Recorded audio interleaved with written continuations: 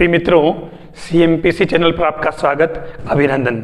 तो देखिए, अभी तक हमने जो भी कंटेंट आप तक पहुंचाया वो 11th 12th और ग्रेजुएशन लेवल का कंटेंट था, और उसके अंदर अपन ने विभिन्न तरह के कंटेंट, थ्योरी और उस पर जुड़े हुए क्वेश्चंस मैंने आप तक पहुंचाए हैं और आपने उसकी प्रिपरेशन भी की है।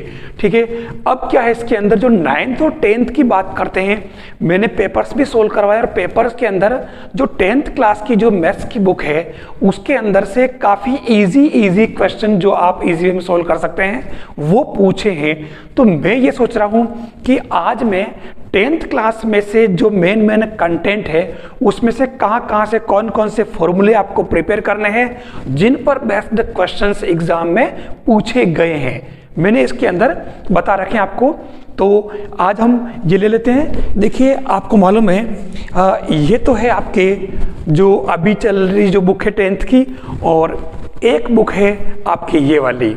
ठीक है, ये जो बीच में स्टार्ट हुई थी अपने, तो ये दोनों ही 10th की बुक्स है और इसके अंदर से इन दोनों बुक से सीधे क्वेश्चन पूछे हैं। ठीक है, तो मैं उन क्वेश्चंस को आज ले रहा हूं और 10th में से आपको जो क्वेश्चन बने हैं 10th की मैथ्स की बुक से, वो आपको बिल्कुल आज के इस वीडियो से अच्छी तरह समझ लेने की आपको कहां से किस तरह के क्वेश्चंस करने हैं। तो लीजिए हम स्टार्ट करते हैं। 10th की बुक में सबसे पहली बात, देखिए मैं बहुत काम की बात लेते हुए आगे बढ़ूंगा। सबसे पहली बात आती है आपके जो आपका पहला चैप्टर है, फर्स्ट चैप्टर, और वो है वास्तविक संख्याएं, है ना।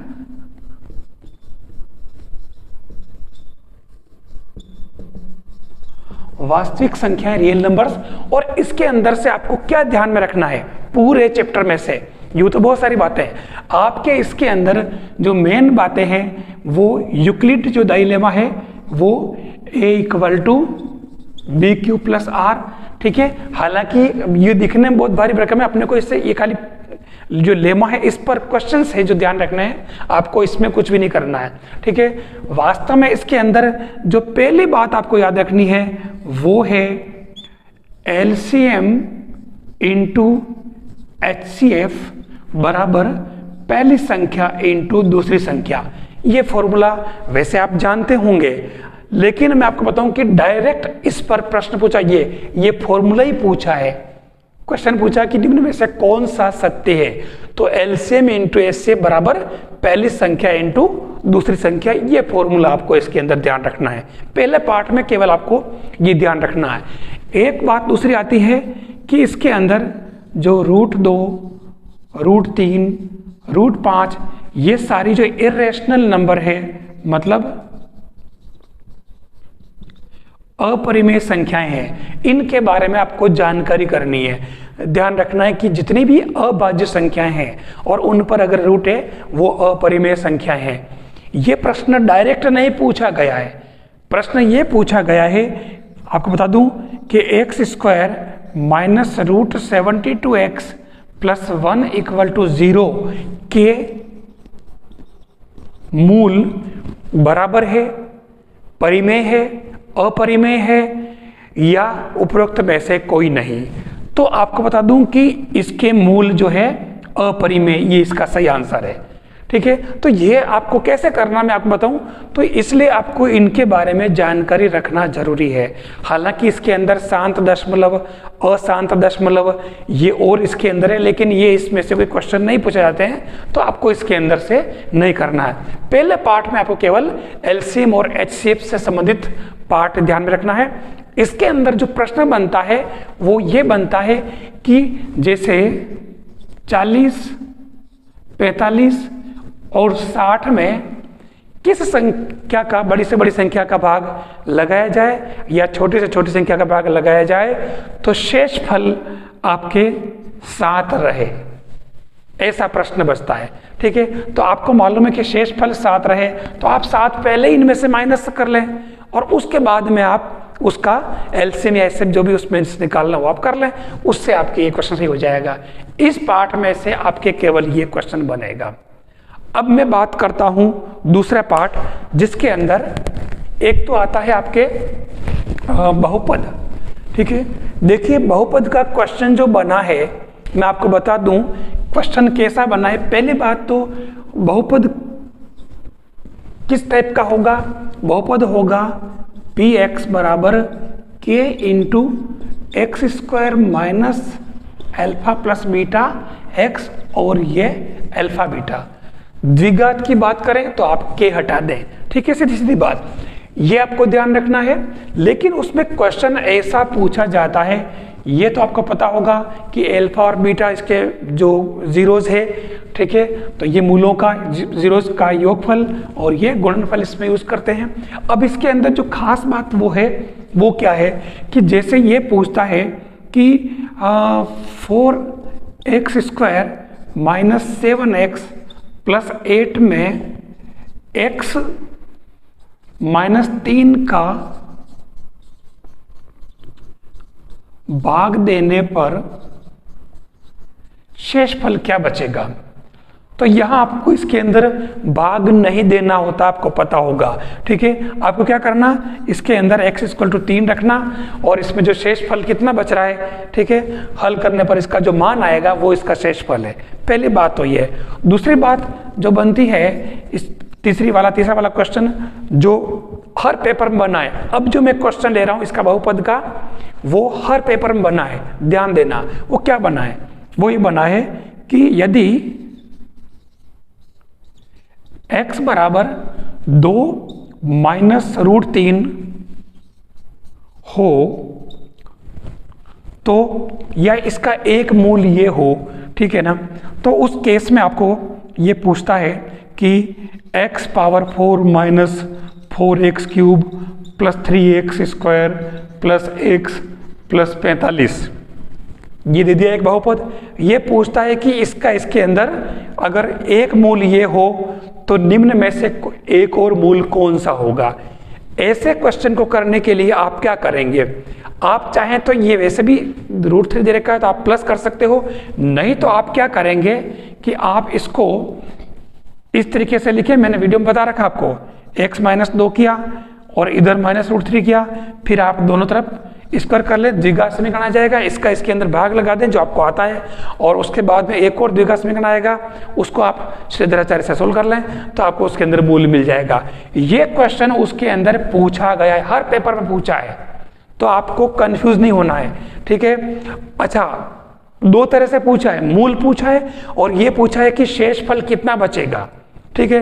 तो वहां पर भी आपको इसका भाग देने पर जो शेषफल बचेगा लास्ट में, वो इसका शेषफल है और कोई विशेष बात नहीं है, ठीक है। ये तो लेना आपको इसके अंदर से। फिर बात करूं मैं अगला जो पार्ट है, इस पार्ट में केवल ये इसी का पोर्शन आता है और कुछ नहीं आता है, ठीक है। चौथा जो पार्ट है, तीसरा पार्ट, ठीक है ना, इसके अंदर आपके क्या है, द्विघात समीकरण। ध्यान देना,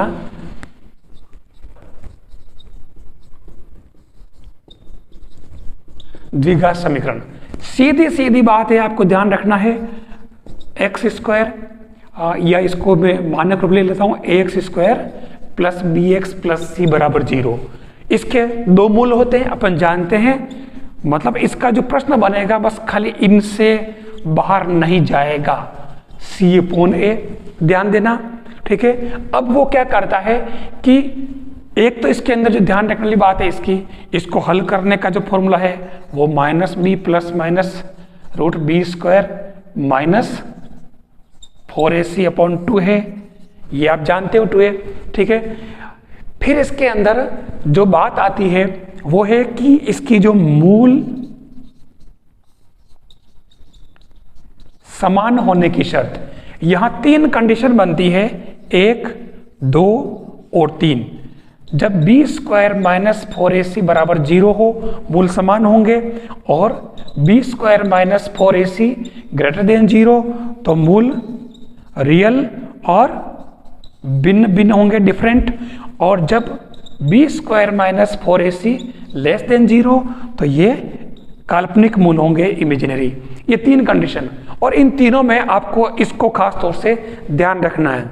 एक बात और बता दूं, इस पर जो क्वेश्चन पूछा है, इतना इजी क्वेश्चन पूछा है, ठीक है। कैसा, जैसे ये देखो, क्वेश्चन ये है कि 3y plus 1 root equal to root y, ठीक है, और +1। प्रश्न पूछा है कि इस द्विघात समीकरण के कुल कितने मूल हैं। आप इसको अगर सरल करोगे तो मैं आपको बता दूं कि इसमें y के मान 0 और 1 आ जाएगा। अपना जो तरीका सोल्व करने का, आप क्या करोगे, आप वर्ग करोगे न, फिर इधर करोगे न, सोल्व करोगे इसको, तो ये आ जाएगा। लेकिन अगर इन मूलों को इसमें पुट करोगे तो इसको संतुष्ट नहीं करेंगे, और ऑप्शन में दे रखा है, ऑप्शन में 2 मूल होंगे भिन्न भिन्न, कोई मूल नहीं, ये भी ऑप्शन है, तो इसका कोई मूल नहीं है, ध्यान रख लेना। आप इसको इतना इजी नहीं समझ लें, ठीक है, थोड़ा सा माइंड लगाना पड़ेगा। क्वेश्चन इजी दिया है मतलब उसमें कोई न कोई टेक्निक या एकदम बिल्कुल ट्रिक्स दे रखी है, कुछ नई चीज है, उसको आपको थोड़ा सा ठीक से देखना होगा। तो इसलिए आपको इसको ध्यान रखना, और इसमें सबसे ये वाली बात ध्यान रखनी है, मूल समान होने की, ठीक है। फिर बात करता हूं मैं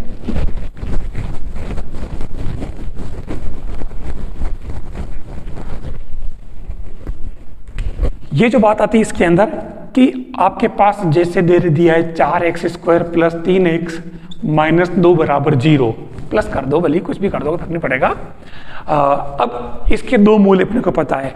वो कहता है कि अगर इसके मूल अल्फा बीटा हो तो आपको वो द्विघात समीकरण ज्ञात करना है जिसके मूल जैसे 2α + 3 -1 और 2β + 3 या +4 कर दें, कोई फर्क नहीं पड़ रहा, -1।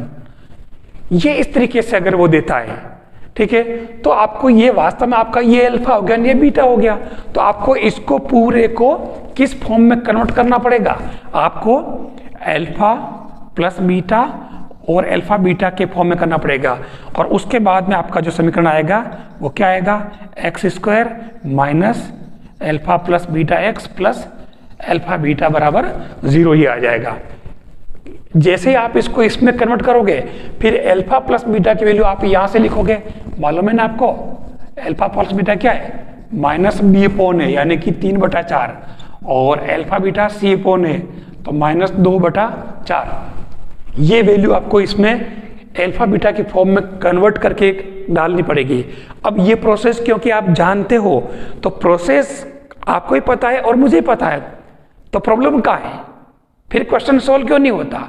हम जल्दबाजी करते हैं और जल्दबाजी करके इन सामान्य चीजों को हल करने में देर कर देते हैं।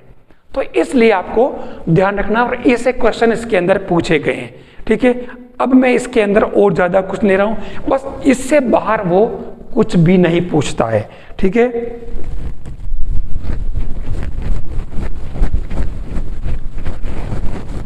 फिर इसके अंदर जो अगला जो आता है पार्ट वो है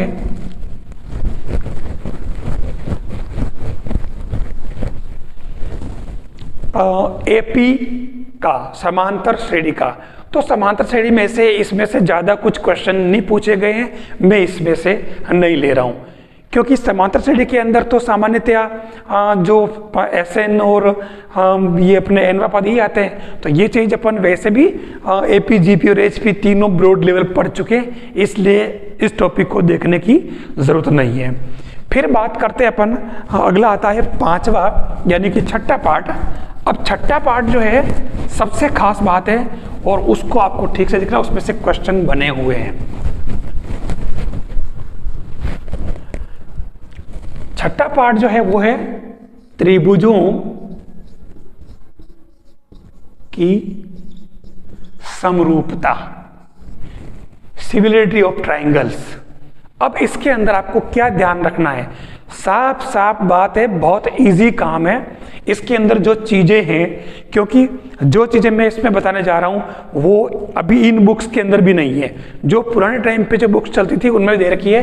तो पहले बात तो इसके अंदर आपको ध्यान रखनी, जो प्रश्न पूछा गया है, प्रश्न क्या पूछा गया है कि अगर आपके एक त्रिभुजीय, ठीक है, और दूसरा त्रिभुजीय समरूप है, तो समरूपता के नियम तो अपन जानते हैं, ए नियम, SS नियम, वो सभी, ठीक है। मैं इसी के अंदर ले लेता हूं, जैसे ये एक त्रिभुजीय है ABC और इसके अंदर DE दे रखा है, ध्यान रखना क्वेश्चन पूछा गया है इस पर, हर पेपर में इसका क्वेश्चन है और बिल्कुल इजी है।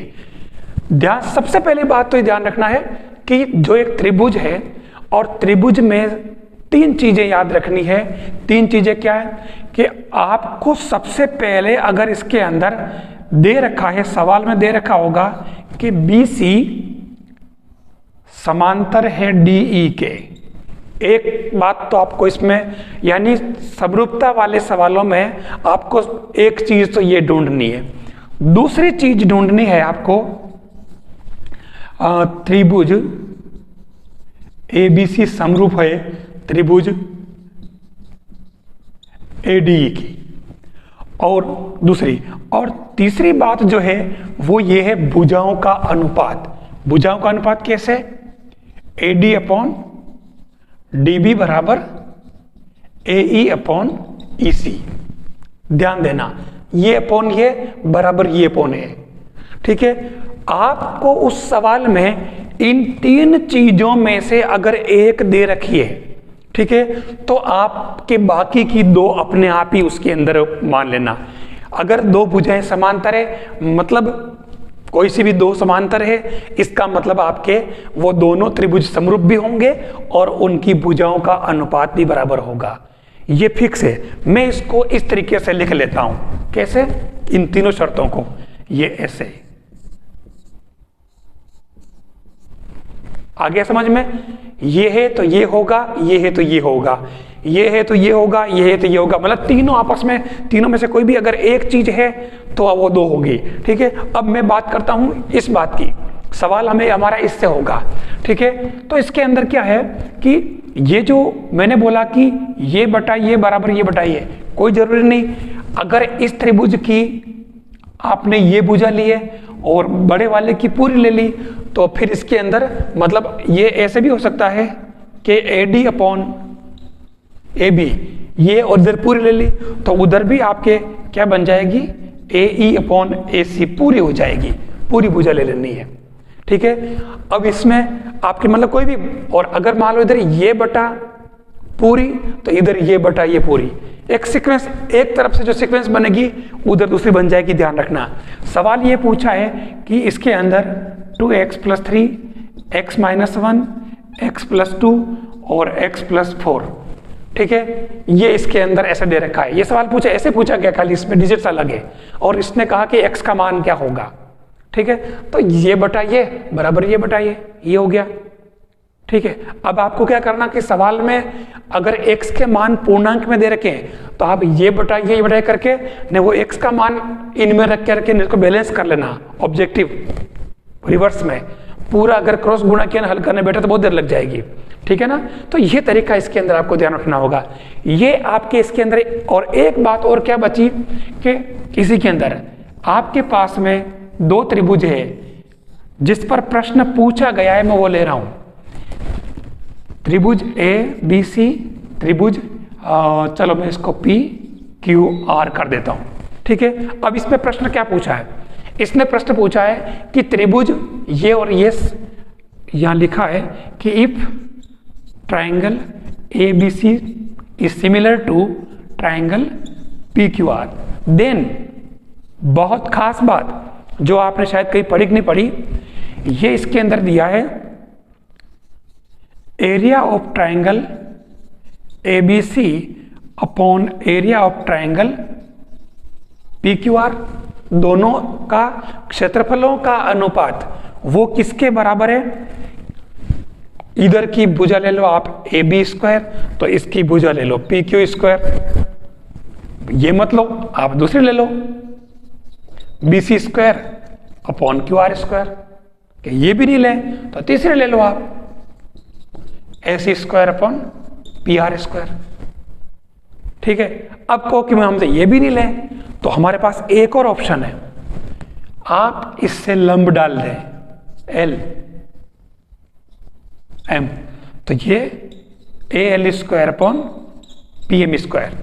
ये अपने क्षेत्रफलों का अनुपात निकालने का तरीका, इस पर भी सवाल पूछा गया है। और ये कब लागू होता है? जब दो त्रिभुज समरूप होते हैं, सिमिलर होते हैं, सिमिलर ट्रायंगल्स के लिए। ठीक है, ये आपके इसके अंदर आपको ध्यान रखना है।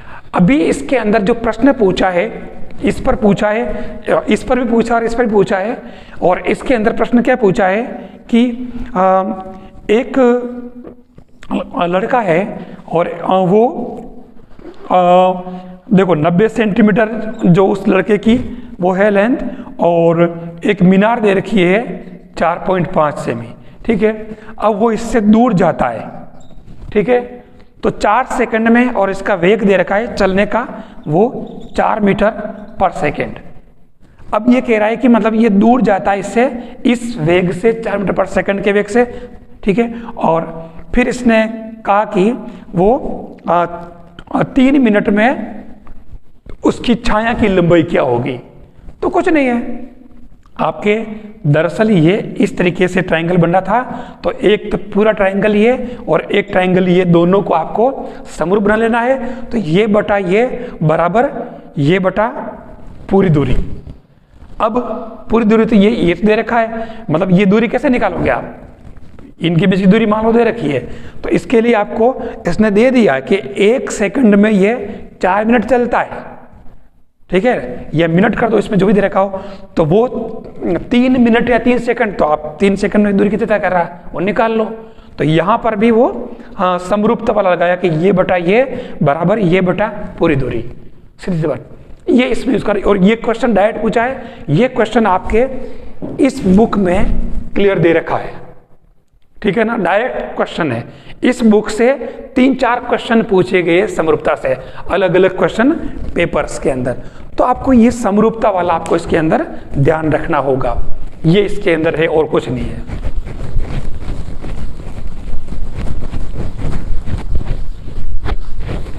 फिर मैं बात करूंगा कोऑर्डिनेट ज्योमेट्री।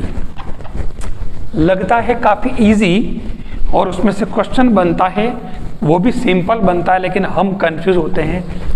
वो कंफ्यूजन नहीं रहे, इसके लिए अपन बात करें।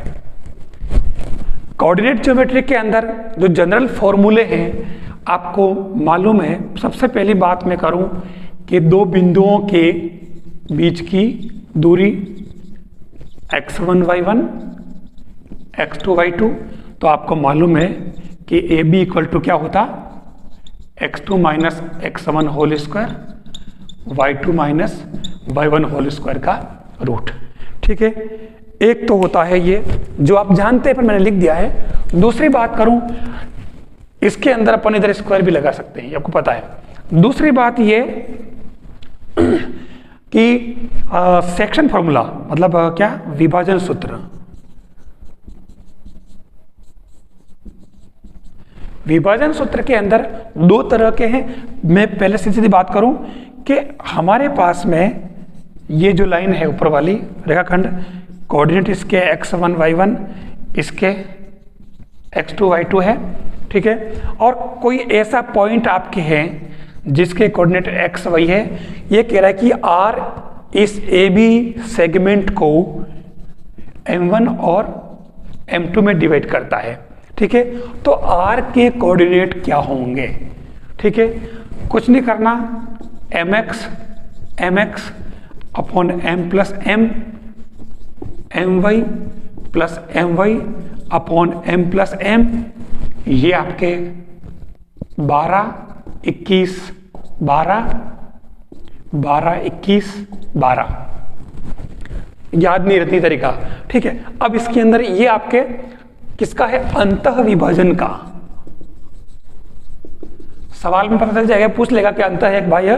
ठीक है, ज्यादातर इसी की जरूरत पड़ती है, तो ये सूत्र याद रखें। अगर बाह्य विभाजन है तो कुछ नहीं करना, आपको यहां माइनस कर देना बाह्य विभाजन के लिए। ठीक है, मैं अलग से नहीं लिख रहा हूं कि ये माइनस वाला बाह्य विभाजन के लिए, मैंने अंतः वाले में माइनस माइनस कर दिए हैं, सीधी सीधी बात। अब इस पर प्रश्न क्या पूछा है, प्रश्न इस पर पूछा है कि ये जो है, अच्छा एक बात और, सबसे पहली बात तो ये कि यहां ये जो दे रखा है, मान लो इसके अंदर ये R बिंदु है। अगर आपके x अक्ष पर वो देता है, हमें ये काम बहुत लंबा लगता है, लेकिन वो हमारे लिए काफ़ी समेट करके सिंपल कर देता है। वो कहता है कि एक आर बिंदु है जो या वो कह देता है कि ए के कोऑर्डिनेट 3 4 है और बी के कोऑर्डिनेट -1 2 है, ठीक है। और ये जो रेखाखंड है ये आपके एक्स अक्ष, इस रेखाखंड को एक्स अक्ष जो है इसको छोड़ दो आप, एक्स अक्ष किस अनुपात में डिवाइड करेगा, ठीक है। तो एक्स अक्ष किस अनुपात में बांटेगा, तो आपके लिए बहुत सुविधा हो गई। एक्स अक्ष का मतलब ये हुआ कि y = 0 हो गया, ठीक है। यानी आपको केवल इससे काम चल जाएगा। और हम इसमें जो निकालते हैं आपको मालूम होगा ए बी, ठीक है। ये आर, जो आर कहाँ पर है, एक्स अक्ष पर है, ठीक है। आप इसको λ/1 मान के करते हैं, ठीक है। प्रश्न एक तो बनता है ये कि एक्स अक्ष किस अनुपात में बांटेगा, तो वहां पर आप क्या करेंगे कि आपके केवल इस कोऑर्डिनेट से काम चल जाएगा, ठीक है। जैसे हमने यहाँ ये डाल दिए बिंदु, ठीक है। अब इसमें कोई आर बिंदु यहाँ पर है और ये आर बिंदु एक्स अक्ष पर है, तो उस केस में आप इसको λ/1 कर लें और फिर एक्स अक्ष के अंदर इसके अंदर मान रख लें। ये आपके m1 x2 + m2 1 और ये x1, ठीक है। तो ये इस तरीके से आप ये ले लें, लेकिन यहाँ अगर x अक्ष तो y = 0 है, तो आप ये वाला कोऑर्डिनेट लें और इससे आपके लेमड़ा ज्ञात हो जाएगा, ठीक है। दूसरी बात ये आती है कि जैसे ये दे दिया, वो कहेगा कि एक रेखा 3x + y = 9 जो है वो इसको किस अनुपात में डिवाइड करेगी। इसका मतलब ये हुआ कि ये रेखा आपके इस R पॉइंट से गुजर रही है, ठीक है। तो आपके ये R पॉइंट के कोऑर्डिनेट आप इस मेथड से निकालो लेमड़ा की फॉर्म में और इसमें पुट कर दो, वो लेमड़ा आ जाएगा आपके। ये क्वेश्चन पूछा गया है, ठीक है। तो ये इससे आपके ये आराम से क्वेश्चन हो जाएगा। ये आपके प्रश्न बने हैं। एक प्रश्न बना है, वो ये बना है समांतर चतुर्भुज का।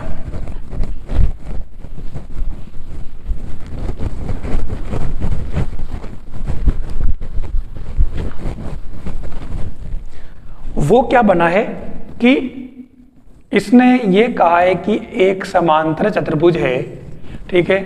ये ए बी सी डी और इसके शीर्ष दे रखे हैं 3 4 1 2 -1 3 और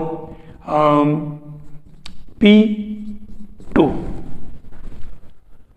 तो P का मान क्या होगा, ये प्रश्न पूछा गया है, आरपीसी में पूछा है। अब इसके अंदर क्या करेंगे, बहुत सारे इसके अंदर ये भुजाएं दूरी सूत्र लगा करते हैं। कोई दूरी सूत्र नहीं लगाना, आपको इसकी जो विकर्ण है वो एक ही बिंदु पर काटेंगे। तो आर के कोऑर्डिनेट इधर से निकालो आप, कैसे, 3 + -1/2 और ये 4 + 3/2 बराबर क्या होगा, P + 1/2, 2 + 2/2। ये देख लीजिए, यानी कि इस विकर्ण का मध्य बिंदु और इस विकर्ण का मध्य बिंदु दोनों का R ही होगा। तो दोनों तरफ मैंने R मध्य बिंदु सूत्र लगा करके मैंने दोनों तरफ निकाल लिया। अब आप इससे P निकाल सकते हैं आराम से, ये है ना। तो क्या आ जाएगा इससे, 3 में से 1 गया 2, 2/2 यानी कि 1 बराबर क्या आ जाएगा, P + 1/2। तो ये P + 1 = 2, तो ये आपके P बराबर +1 आ जाएगा। ये इस तरीके से आप, तो ये प्रश्न भी इसके अंदर पूछा गया है। मेरे हिसाब से इसके अंदर आपको अब कोई दिक्कत नहीं आएगी, ठीक है। बस ये जो फॉर्मूले इसके अंदर यूज करने हैं आपको कोऑर्डिनेट के अंदर, वो आप कर सकते हैं। यानी हर चैप्टर से जहां जहां से क्वेश्चन बने हैं मैंने वो टॉपिक इसके अंदर लिए हैं, ठीक है।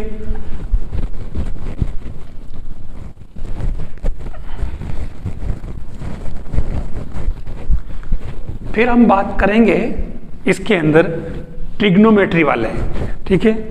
वो 6वां और 7वां जो टॉपिक है, पार्ट है ट्रिग्नोमेट्री वाला। और जिसके अंदर एक के अंदर तो सारने वाले साइन 30 कोस 30 टेन 30 ऐसे, उसमें कोई दिक्कत है नहीं। और एक जो अपने वो वाला है अपने उसका जो सरसमिका है उसके अंदर आती है सारी sine square plus cos square वाली वो, तो ये बेसिक है, इसमें मेरे हिसाब से कोई दिक्कत नहीं है। तो ट्रिग्नोमेट्री में से इसके अंदर मैं नहीं लाऊं क्योंकि अपन हायर ट्रिग्नोमेट्री में काफ़ी अच्छे अच्छे क्वेश्चन कर चुके हैं, तो इसका कोई ज़्यादा वो फर्क नहीं पड़ेगा। ठीक है, फिर हम बात करें इसके अंदर चलो मैं पहले जो आए वो ले लेता हूँ। मैं इसके अंदर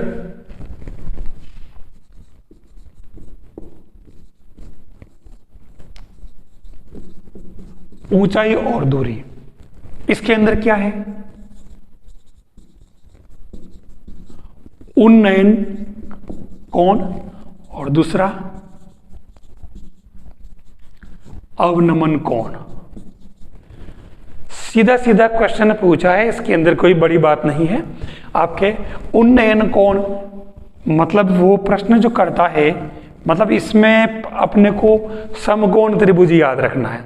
ठीक है, उन्नयन मतलब अगर वो नीचे से कोई पर्सन खड़ा है, ठीक है, और वो अगर ऊपर देखता है तो उन्नयन कोण बनता है। यहां कोई ऑब्जेक्ट है आपके, ध्यान रखना, तो इसको वो अगर देखता है तब आपके ये उन्नयन कोण बनता है थीटा यहां पर, और ये आपके 90 डिग्री होगा।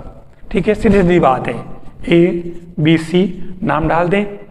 अब इसके अंदर क्या होता है, और दूसरा चलो ये भी ले लेता हूं, और इसी के अंदर अगर कोई बंदा ऊपर है यहां खड़ा है, ठीक है ना, और वो अगर नीचे देखता है किसी ऑब्जेक्ट को, अगर नीचे की तरफ इस तरीके से, तो ये होता अवनमन कोण। ठीक है, ये 90 डिग्री। ठीक है, इसको मैं PQR नाम दे देता हूं। दोनों कंडीशन में ये उन्नयन कोण थीटा यहां बनेगा, और यहां जो उन्नयन कोण आपके बनेगा इसके समांतर रेखा ये वाला। तो चित्र चेंज हो रहा है, फर्क कुछ नहीं पड़ रहा है। वापस ये थीटा यहाँ, तो क्योंकि ये इसके समांतर है तो वापस ये भी इसके समांतर थीटा ही रहेगा, कोई फर्क नहीं पड़ रहा। ठीक है, ये आपके उन्नयन और अवनमन कोण के चित्र बनेंगे। अब इस चित्र के बेस पे हमारे को समकोण त्रिभुज है, लंब आधार कर्ण, लंब आधार कर्ण। ठीक है, इस पार्ट के जो क्वेश्चन बनते हैं उसके अंदर इस लंब को तो लिखा गया है ऊंचाई, ठीक है, इसको बोला गया है पाद से दूरी या फिर आधार से दूरी। प्रश्न में आधार को पाद से दूरी वर्ड लिखा जाएगा, ठीक है, और ऊंचाई वर्ड आएगा। ठीक है, और ये आएगा सीधी दूरी, इसको कहा जाएगा सीधी दूरी। ये 3 वर्ड इसके अंदर आएंगे। हमारे ये लंब कर्ण आधार है। तो अब वो क्वेश्चन जो पूछता है उसके बेस पे पता चलेगा। जैसे मान लो कोई बंदा है, ठीक है, और वो इस तरीके से यहाँ से कोई पतंग उड़ा रहा है, ठीक है, इस तरीके से ये, तो वो कह रहा कि इसकी पतंग की ऊंचाई पूछेगा। ठीक है, तो वो यहाँ से कितनी दूरी पर होगी, तो ये 90 डिग्री, और उसके बाद में पतंग किसी दूरी पूछी, ये वाली तो कर्ण पूछा है। तो पक्की बात इसके अंदर आपको जो सूत्र काम में लेने हैं, साइन थीटा बराबर लंब बटा कर्ण, और दूसरा जो है वो कोस वाला,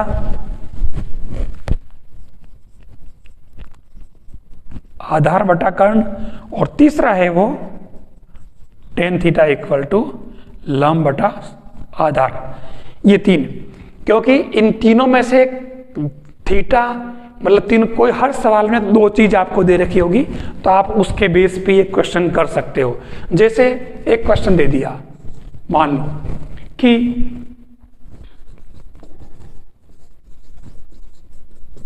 किसी मीनार की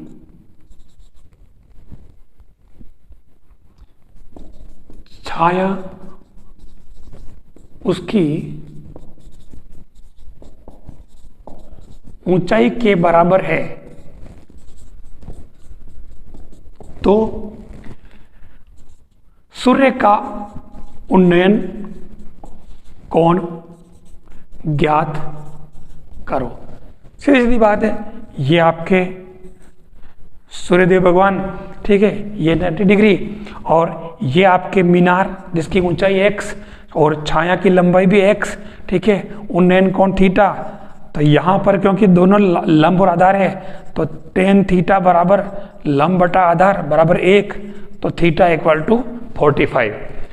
अब आपको ये उन्नयन कोण आ जाएगा। कहने का मतलब ये हुआ कि इसके अंदर उन्नयन कोण अवनमन कोण का एक प्रश्न हर पेपर में पूछा है। तो मैं ये चाहता हूं कि ऐसे सीधे सीधे प्रश्न गलत नहीं करने हैं।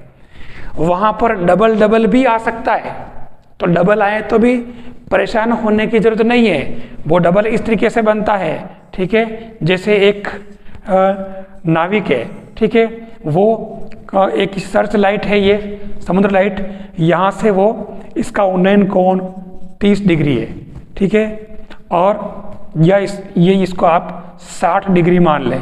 अब ये सर्च लाइट से दूर जाता है और वहाँ उन्नयन कोण 30 डिग्री हो जाता है, ठीक है। तो उस कंडीशन में वो दोनों केस में ऊंचाई एच सेम है, और वो कह रहा है कि यहाँ से यहाँ तक की जो उसकी दूरी x है ये वही है, इनमें से कुछ दे रखा होगा।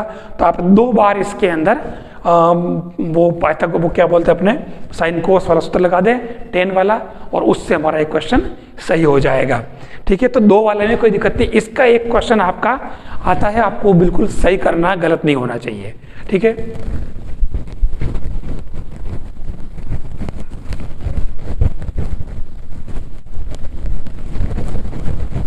फिर आप देखा अगला जो चैप्टर है वो है 10वां चैप्टर, यानी कि बिंदु पथ, ठीक है। बिंदु पथ का प्रश्न बिल्कुल एक जनरल थ्योरी है, और उसमें जो चीजें पूछी गई है वहां ज्यादा कुछ नहीं है। त्रिभुज से संबंधित चीजें इसके अंदर आती है, और त्रिभुज में क्या क्या है जो मैं बता देता हूं आपको। देखिए, एक तो इसके अंदर बनता है अपने जो बिंदु पथ वाला टॉपिक है आपका, इसके अंदर जो बातें आती है, सबसे पहली बात तो आती है केंद्रक,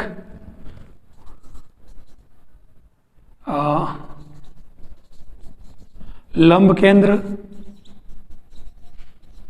शीर्ष लंब, ये जनरल टॉपिक आते हैं, ठीक है। तो इसके अंदर जो चीजें पूछी गई है वो ये है, वो सीधा सीधा प्रश्न बनाता है, इस पर बिल्कुल कोई विशेष बात नहीं है। आपने अगर थ्योरी ठीक से पढ़ रखी है तो कोई दिक्कत नहीं आएगी। सबसे पहले इस त्रिभुज के अंदर आपको क्या ध्यान रखना है कि इसके अंदर माध्यिका है। आपको मालूम है कि शीर्ष से मध्य बिंदु को मिलाएं तो ये इसकी माध्यिका होगी, ठीक है, डी। फिर यहाँ से इसको मिलाएं तो ये डी ई बी ई दूसरी माध्यिका हो जाएगी, और फिर इसको आप इससे मिलाएं तो ये एफ, ये इसकी माध्यिका हो जाएगी। तीनों माध्यिकाएं जहाँ मिलती है उसको अपन कहते हैं केंद्रक जी। और सबसे खास बात, ये जी जो है इसको 2:1 के अंदर बांटता है। ये 2 तो ये 1, इधर भी जो बड़ी है वो 1, 2, और ये 1 छोटी हो जाएगी। तो 2:1 का इसके अंदर ध्यान रखना है। चित्र बना करके आपको इससे माध्यिकाओं पर प्रश्न, उसने त्रिभुज की माध्यिका और ये जो 2:1 वाली जो बात है, माध्यिकाएं संगामी होती है, अपने को पता है, एक बिंदु मिल रही तीनों, ठीक है, इस पर उसने हर एक के अंदर प्रश्न पूछा है। तो आपको इसको भी ठीक से कर लेना है, समझ लेना है, ठीक है। फिर इसके अंदर शीर्ष लंब वगैरह आपको पता ही है। जैसे मान लो ये त्रिभुज है, ठीक है, तो शीर्ष लंब जो होगा वो 90 डिग्री पे होगा, ठीक है। सबके अंदर ये कंडीशन बनेगी, ये 90 डिग्री, ठीक है, और इधर भी ये 90 डिग्री बनेगा। तो ये आपके इसके अंदर शीर्ष लंब होगा। और लंब केंद्र, ठीक है, तो लंब केंद्र जो आप लंब डालोगे, ठीक है, और इससे जो परिगत वृत्त बनेगा वो लंब केंद्र होता है, ठीक है। ये आप लंब केंद्र, ऑर्थो सेंटर, सरकम सेंटर सब आप उसके अंदर वेक्टर अलजेब्रा के अंदर आप पढ़ चुके हो। तो इसके अंदर जो प्रश्न बना है वो इस टॉपिक पे बना है, और ये मैंने आपको बता दिया, और वो इसी के इर्द गिर्द बना है, ठीक है। तो ये इसको आप ठीक से समझ लेना।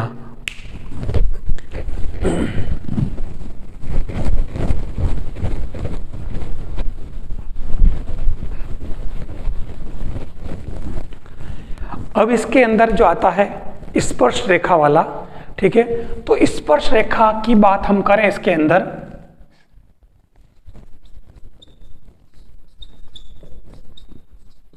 वृत्त की स्पर्श रेखा है। देखिए जो वृत्त होता है, सबसे खास बात क्या है, आपको ध्यान क्या रखना है इसके अंदर। एक तो ये वृत्त है, वृत्त का केंद्र है, और वृत्त पर बाह्य बिंदु से इस पर अपन P बिंदु से PA और PB दो स्पर्श रेखाएं खींच सकते हैं, पहली बात तो। और इन दोनों की लंबाई भी बराबर होती है। ठीक है, AP इक्वल टू। फिर दूसरी बात, स्पर्श रेखा जो है वो त्रिज्या उस पर लंब होती है, ध्यान रखना। तो ये भी त्रिज्या होगी, ये भी लंब हो जाएगा।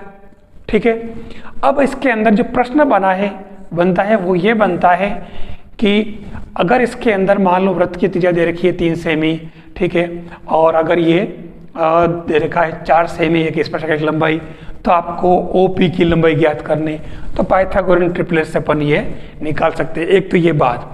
दूसरी बात, इसके अंदर ये कोण मालूम है, ये कोण मालूम है, तो इसके बेस पे खाली अगर ये कोण और दिया होता है तो हम ये वाला कोण भी निकाल सकते हैं। ठीक है, ये दोनों बाइसेक्ट होते हैं अगर आधा पूछे तो ये आपको इसके अंदर ध्यान रखना। स्पर्श रेखा में खास तौर से इसमें स्पर्श रेखा त्रिज्या पर लंब होती है, ये आपको ध्यान रखना है। ठीक है, ये इसकी बेसिक चीजें जो आपको ध्यान रखनी है। फिर इसके अंदर वृत्त से संबंधित कुछ जो थ्योरम्स है, सबसे पहली बात करूं मैं वो है, मैं प्रमेय पूरी लिखूंगा नहीं, मैं केवल प्रमेय का उपयोग बताऊंगा। ये आपके एक सर्कल है, ठीक है, और प्रमेय ये कहती है पहली प्रमेय कि वृत्त के केंद्र से जीवा पर डाला गया लंब OP इस जीवा को समद्विभाजित करता है, ध्यान रखना ये। और अभी जो आरपीएससी में प्रश्न पूछा है 19 के अंदर, इसको और इसको दोनों को मिक्स करके प्रश्न पूछा है, ध्यान देना। वो कैसे पूछा बता रहा हूं मैं आपको। ठीक है, अब इसके अंदर ये इसकी त्रिज्या हो जाएगी, कोई दिक्कत ही नहीं। ठीक है, तो आप आराम से ये समकोण त्रिभुज बन जाएगा, और ये अगर पूरी दे रखी है तो ये आधी आधी हो जाएगी, और इसके अंदर अपन ये भी निकाल सकते हैं। एक बात तो ये है। दूसरी बात मैं करूं, केंद्र से समान दूरी की जीवाएं समान लंबाई की होती है। ठीक है, AB और ये CD, अगर ये आपके जो है LM, तो ये अगर इसके अंदर OL इक्वल टू OM है, तो आपके AB बराबर CD हो जाएगी। समान दूरी की जीवाएं बराबर लंबाई की होती है। ठीक है, तीसरी बात करूं मैं इसके अंदर कि अर्धवृत्त के अंदर बनने वाला कोण कितना होता है, समकोण। ये अपने को ध्यान रखना है, ये कोण समकोण होता है। फिर मैं चौथी बात करूं, एक वृत्त में जैसे ये मान लो कोई PQ है, जीवा है, ऊपर का वृत्तखंड, नीचे का वृत्तखंड, तो मैं यहां पर जैसे कोई बिंदु ले लूं 1 2 3, और मैं इसको ऐसे मिला दूं इसी से, तो ये जो कोण बन रहे हैं ये तीनों कोण बराबर होंगे। एक इसको कहते हैं एक ही वृत्तखंड के कोण बराबर होते हैं, एक ही वृत्तखंड के कोण बराबर होते हैं। ठीक है, एक ये हो गया। फिर मैं बात करूं पांचवे के अंदर ये थोड़ी अलग थ्योरम है जो आपके इस पर भी क्वेश्चन पूछा है, और ये है आपके, देखिए ये आपके सर्कल है, ये आपका सेंटर सर्कल का। आप इस पर परिधि पर कोई दो बिंदु ले लें A B, और आप केंद्र पर इससे एक कोण बना लें, तो इसी चाप द्वारा अगर आपने कोई बिंदु P यहाँ ले लिया तो इससे अगर आप इसको मिलाएंगे, सॉरी ये थोड़ा इसको सही कर लें, ये तो ध्यान रखना अगर ये कोण 40 डिग्री है तो ये आपके 20 डिग्री हो जाएगा। शेष परिधि पर बना कोण आधा होता है किसका? केंद्र पर अंतरित कोण का। ये आपको ध्यान रखना है। ये डायग्राम चेंज होता रहता है, मैं इसको ए बी यही रखता हूं, ठीक है। ये आपके हो गया, ठीक है। तो अब मैं इस P बिंदु को अगर मैं यहां ले आऊं तो ये यहां पर हो जाएगा, ठीक है। ये अगर मैं इसको यहां ले आऊं तो ये ऐसे बन जाएगा, तो डायग्राम चेंज हो जाएगा। जैसे मैंने P यहां ले आया, ठीक है, तो ये इस तरीके से बन रहा है, यानी इसका डबल मतलब इसका आधा कोण ये होगा, ठीक है ना। डायग्राम चेंज हो गया, लेकिन ओरिजिनल डायग्राम कौन सा है? ओरिजिनल डायग्राम आपका ये वाला है, ये वाला पी क्यू आर। तो ये अगर आपके 50 है तो ये 25 हो जाएगा।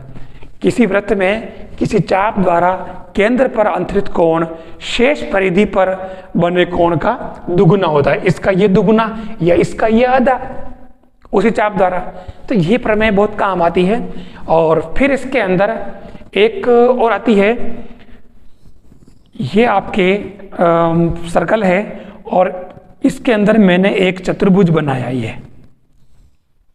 ये वाला। इस चतुर्भुज को चलो ए बी सी डी, इस चतुर्भुज को क्या कहेंगे? साइक्लिक क्वाड्रिलेटरल, चक्रीय चतुर्भुज, ठीक है। तो चक्रीय चतुर्भुज के अंदर ध्यान रखना चारों शीर्ष जो है वृत्त की परिधि पर अंदर की ओर स्पर्श कर रहे हैं, ठीक है। तो आपको पता होना चाहिए कि सम्मुख कोण क्या होते हैं? संपूरक। कोण B प्लस कोण D बराबर 180 और इधर भी है कोण C प्लस कोण A बराबर भी 180 डिग्री, ठीक है। अब मैं ये इसकी मेन प्रॉपर्टी में बता दी, कुछ और है लेकिन ज्यादातर यही काम आती है। मैंने कहा कि इस पर आधारित क्वेश्चन पूछा है, संख्याएं भी यही थी। अगर मैं इसके अंदर ये ए बी में अगर इसको ऐसे मिला लूं, ध्यान से देखना, तो ये आपके एक तरह से मैं इसको बी कर दूं या सॉरी आर कर दूं तो ये पी हो जाएगा और ये पी हो गया। तो ये आपके ओपी जो लंब है, इस जीवा पर डाला गया लंब ए बी को समद्विभाजित करता है, ठीक है। तो ये इसको समद्विभाजित करता है। अब उसने क्या कहा कि यहाँ पर ये दे रखा था, ठीक है, और ये दे रखा था, और उसने ये स्पर्शरेखा की लंबाई पूछी है। तो वो आपको इससे ही करनी है, इसी थ्योरी पर पाइथागोरस थ्योरम लगा करके और ये प्रॉपर्टी यूज करके करनी है। सारी पाइथागोरियन संख्याएं ही है, 3 4 5 6 8 10 5 बार तरह ऐसी आ रही है। तो ये इसके अंदर वृत्त से संबंधित प्रॉपर्टीज है जो आपको अच्छी तरह से कर लेनी है।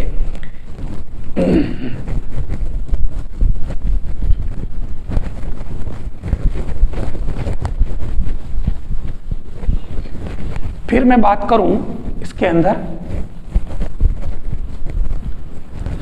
वृत्त के क्षेत्रफल की बात करूं। अब वृत्त के क्षेत्रफल के अंदर त्रिज्यखंड, वृत्तखंड, जिन पर इसने 3 3 4 4 क्वेश्चन डाल रखे हैं पेपर में, ध्यान रखना, ठीक है। तो मैं उसको आपको बताना चाहूंगा।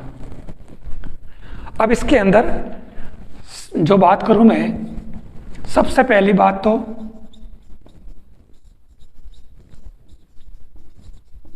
वृत्त की परिधि आपको मालूम है कि 2 पाई आर वृत्त का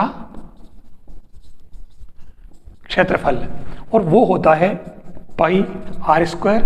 मेन तो ये दोनों चीजें, ठीक है। अब इसके अंदर क्या है कि खास तौर से ध्यान रखना है एक खास चीज, जब इसको आप यूज करें तो इसके अंदर एक फिक्स सिस्टम है सर्कल, ठीक है, और इसके अंदर 7, 44 और 154 ये एक तरह से एक पैरामीटर है जो आपको ध्यान में रखना है।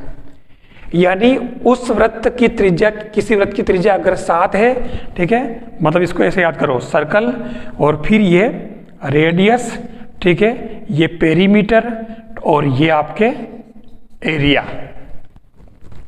आर अगर आपके साथ है तो उसकी पेरीमीटर सरकमफेरेंस जिसको कहते हैं अपन, है ना, परिधि, वो 44 होगी और ये उसका क्षेत्रफल 154 होगा। अगर 154 क्षेत्रफल है किसी वृत्त का तो उसकी परिधि 44 होगी और उसका त्रिज्या 7 सेमी होगी। ये फिगर बहुत जगह काम आता है, एग्जाम में आपके बहुत काम आएगा। वहाँ अगर उसने दिया कि 154 अगर उसका क्षेत्रफल है और परिधि कितनी है तो आप पहले इससे 7 सेमी निकालोगे, त्रिज्या निकालोगे पाई स्क्वायर से, फिर इसके अंदर पुट करोगे। ठीक है, इससे बेटर है कि आप इसको डायरेक्ट याद रखो एक वृत्त के लिए, ये एक खास फिगर। ठीक है, फिर मैं बात करूं इसके अंदर तीसरी बात आती है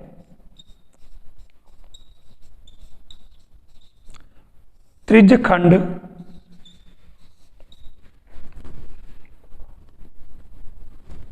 और इसके अंदर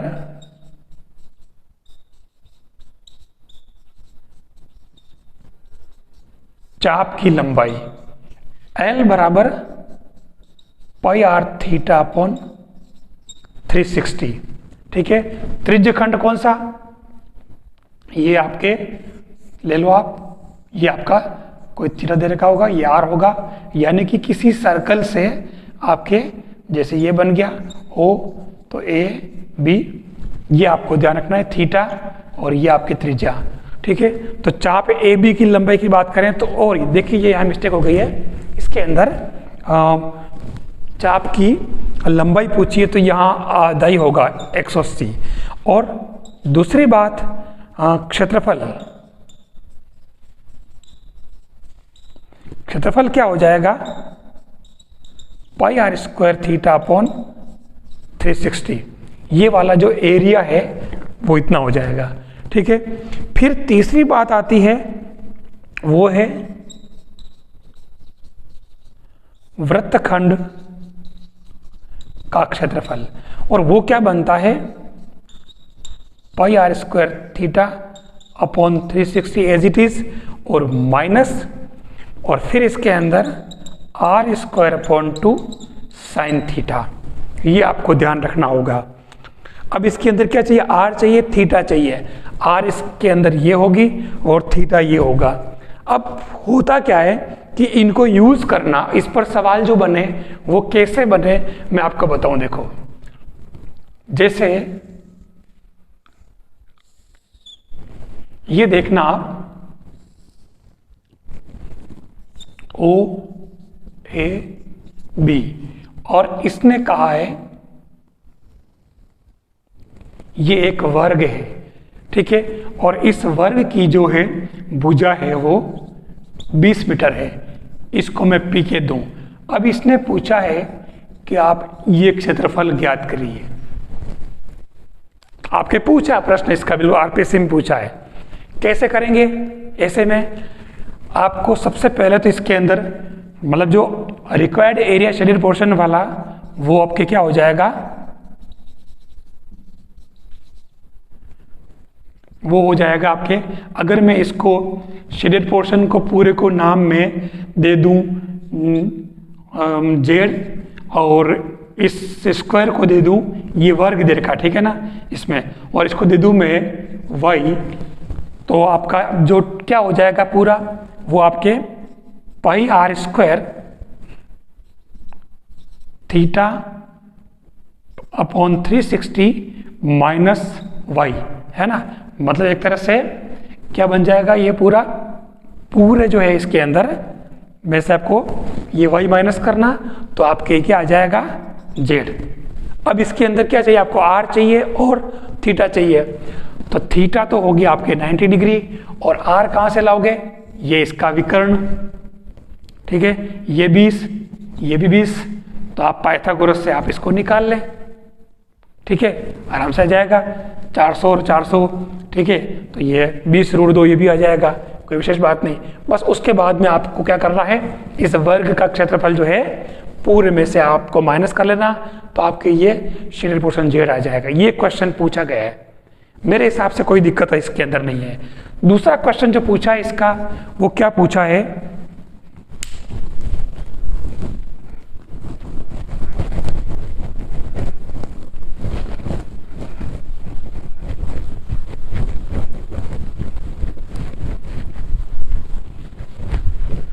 बस वो इसके अंदर डायग्राम को ही ऊपर नीचे करा और डायग्राम उसके अंदर दे रखा उसने क्या किया, देखिए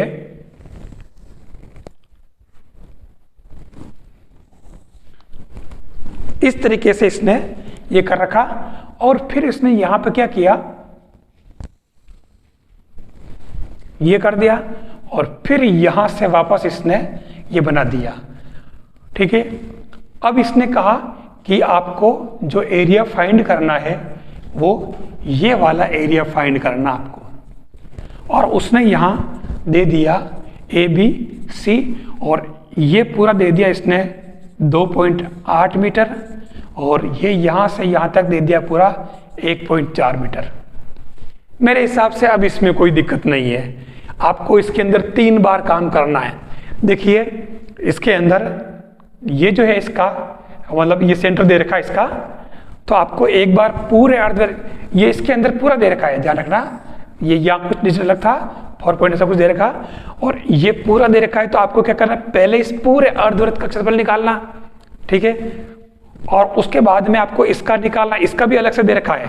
ठीक है, ये पूरा अलग दे रखा है, ये अलग दे रखा है। जब तीनों अलग अलग दे रखे हैं तो आपको अर्धवृत्त का क्षेत्रफल निकाल करके और उसके बाद में आप इसको और इसको जोड़ लें, इसका अलग निकल जाएगा और इस पूरे का अलग निकल जाएगा ना, इसका अलग निकल जाएगा। इसको भी उसने कुछ जो है डिजिट्स दे रखी उसके अंदर।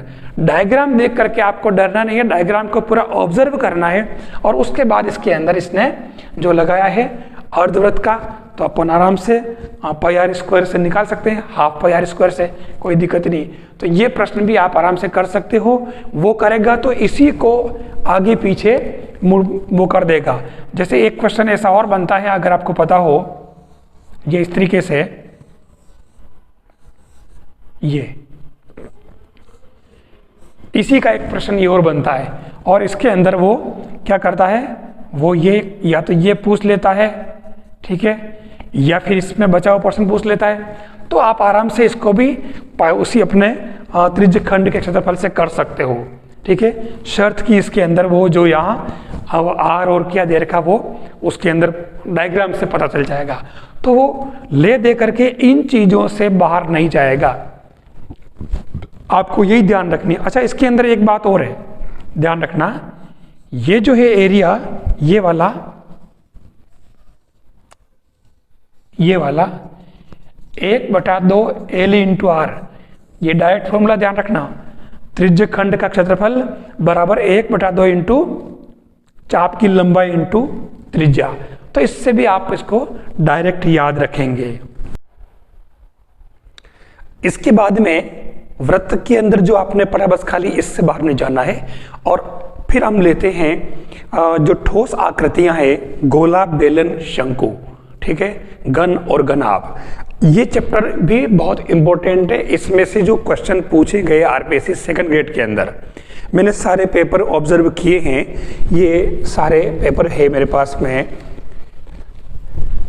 ये देख लीजिए। इसके अलावा और भी पढ़े बहुत सारे पेपर निकाल रखे हैं मैंने और आप तक पहुंचाए भी है। और मैंने इसके अंदर जब पेपर देखे तो जो घन, घनाभ, गोला, बेलन, शंकु, जो 5 आकृतियां हैं, इससे जो क्वेश्चन बने हैं ज़्यादा मुश्किल नहीं बने हैं। थोड़ा सा अगर उसका बेसिक अगर पता है तो कर सकते हैं।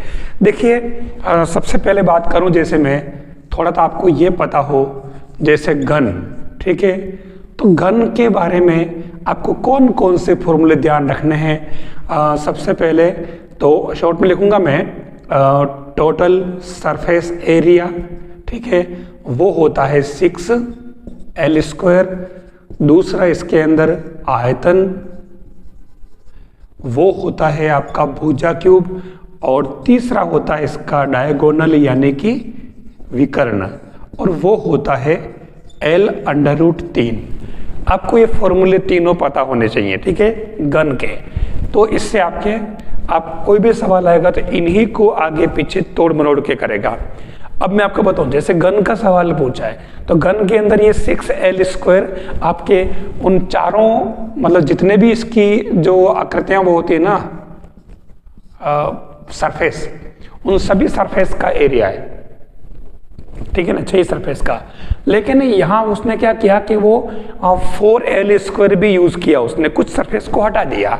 ठीक है, तो क्वेश्चन में खाली वो तोड़ मोड़ के सेट करता है, आपको करना कुछ की नहीं उसके अंदर। फॉर्मूला पता होगा तो आप क्वेश्चन सेट कर लेंगे। फिर चलते हम घनाभ।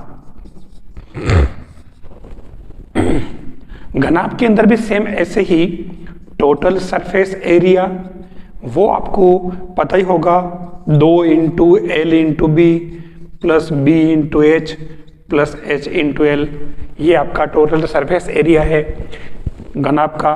दूसरा आपके इसके अंदर आ जाएगा वॉल्यूम की बात करें, आयतन, तो आपको मालूम है l into b into H.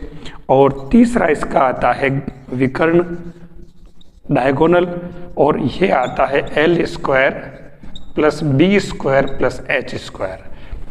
ठीक है, अब इसमें एक तो क्वेश्चन इस पर पूछा है कि एक कमरा है, उसकी l, b और h तीनों दे रखी है। अब उसके अंदर अधिक से अधिक कितनी लंबाई की छड़ रखी जा सकती है, ये प्रश्न पूछा है। तो अधिक से अधिक लंबाई की छड़ एक कोने से दूसरे कोने पे रखी जाएगी मैक्सिमम, तो एक तरह से वो डायगोनल होगा, विकर्ण होगा, जिसको आप इससे निकालेंगे। ठीक है, फिर आता है तीसरा घनघनाभ। अब चलते हैं जैसे गोला, ठीक है, स्फेयर। तो इसके अंदर थोड़ा सा ध्यान देना पड़ेगा आपको। गोला, इसके अंदर सबसे पहले बात करूं मैं TS से, ये होता है 4πr²। ठीक है, दूसरा आपके इसके अंदर वॉल्यूम की बात करें तो ये 4/3 πr³। और तीसरा इसके अंदर मेन तो इसके अंदर 2 ही है। ठीक है, तीसरा इसके अंदर में, चलो मैं इसको अलग ही पार्ट ले लेता हूं क्योंकि इंपॉर्टेंट पार्ट है वो भी, ये है अर्धगोला, हेमीस्फेयर। ठीक है, अब इसके अंदर आपके जो फॉर्मूले बनेंगे, एक तो बनेगा TSA, टोटल सरफेस एरिया, वो बन जाएगा 3πr²। ठीक है, और दूसरा होगा आपके अपने CSA, कर्व सरफेस एरिया, वो केवल 2πr² ही होगा। अब ये कैसे हुआ, अगर पूरा गोला है, ठीक है ना, और ये अर्ध गोला है, तो आपके ये इस तरीके से गोला बनता है, तो ये तो एरिया आपके होता है 2πr² और ये आपके होता है πr²। नंगाड़े की तरह समझ लो इसको, ठीक है ना। तो ये 3πr² हो जाएगा। और केवल CSA की बात करें तो 2πr², और फिर वॉल्यूम की बात करें तो डायरेक्ट इसका आधा हो जाएगा 3πr³। ये आपको गोले और इनके सवाल हैं, ठीक, सूत्र हैं। सूत्र आपको, फॉर्मूले आपको कंप्लीट दिमाग में रहने चाहिए। ठीक है, अब इसके अंदर मैं आता हूं अगला 5वां, बेलन। बेलन वास्तव में लंबवृत्तीय बेलन है, ध्यान देना। ठीक है, अब इसके अंदर जो सूत्र बनते हैं, सबसे पहली बात मैं जैसे करूं आपको बता देता हूं मैं, जो बेलन होगा ये ऊंचाई h, त्रिज्या। ठीक है, अब इसके अंदर सबसे पहली बात तो आता है कि आधार का क्षेत्रफल, आधार हमारे वृत्त है तो πr² हो जाएगा। दूसरा आपके बनेगा CSA, कर्व सरफेस एरिया, और वो क्या हो जाएगा 2πrh। और तीसरा है TSA, टोटल सरफेस एरिया, तो वो क्या हो जाएगा आपके 2πr × h + r। ठीक है ना। अब इसके अंदर जो खास बात ध्यान रखने की है, वो मैं आपको पहले सूत्र लिखा दूं, फिर इस पे क्वेश्चन कैसे बने जो बात करूं मैं आपको। ठीक है, फिर आता है चौथा इसका आयतन, वॉल्यूम। वॉल्यूम आपको पता ही है πr²h। 6 आता है शंकु। शंकु यानी कि कोन, आपको पता है। अब इसके अंदर भी सेम वही, पहला वाला आधार की अगर बात करें तो आधार इसके अंदर वही πr², क्योंकि जो शंकु होता है वो आपके इस तरीके से होता है, ये आपके शंकु जिसकी त्रिज्या r और ये ऊंचाई, ध्यान देना। ठीक है, फिर दूसरी बात आती है इसके अंदर सबसे खास बात, तिर्यक ऊंचाई जिसको स्लेंट हाइट भी कहते हैं, और वो होता है L, और ये तिर्यक ऊंचाई आपके ये 90 डिग्री, ये वाली आपके तिर्यक ऊंचाई, तो L इक्वल टू हो जाएगा h square plus r square, जो आपको पता है वैसे।